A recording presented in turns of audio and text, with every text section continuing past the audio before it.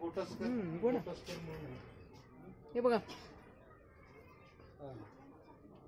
Direct अखंड खायचे संपूर्ण खायचे. कॉस्टिंग कमी जास्त होऊ शकतं.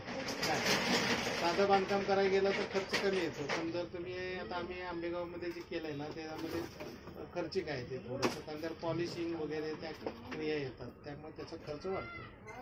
तर तुम्ही पहिल्यांदा प्लॅन आपण केल्याशिवाय आपल्याला फायनल बजेट सांगता येणार. टिपिकल पण ते सगळे चांगले आहेत ना त्याच्यातले, चेक करायला नको.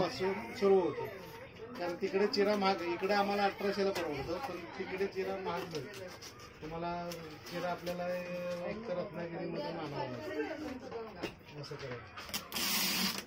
जाण्यावर ते 80-85 रुपयापर्यंत पडतो पर नग. हो प्रवास हो. आणि हे कसं आहे? क्वालिटी असते, 80. क्वालिटी बघून मागवायचं असतं. काय नाव आहे त्याचं? मलबेरी. मलबेरी. पण अजून एकच नाव आहे का अजून काय असेल त्याला नाव? मलबेरी. मलबेरीच. सहतूत मलबेरी तुती मराठी तुती. हा तेच म्हणते, काहीतरी वेगळं नाव असेल ना त्याला. ते कटोरे कसं आहे भरलेलं? तो 50चं इथं खायला. गोटस्कर तुम्ही की नाही, 2 घेतले तर डबा करून देऊ.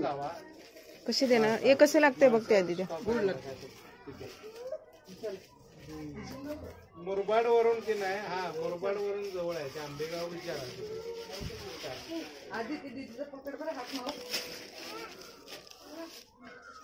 ते द्या खायला मलबेरी. हा वरती आहे का बघा खायला. हा आंबेगाव मध्ये येतं ते. आंबेगावच आता आम्ही कसं थोडं डिटेल हे नाही, पण आंबेगाव मध्ये बघूया जरा. इथे बुट्टी ठेवा. ती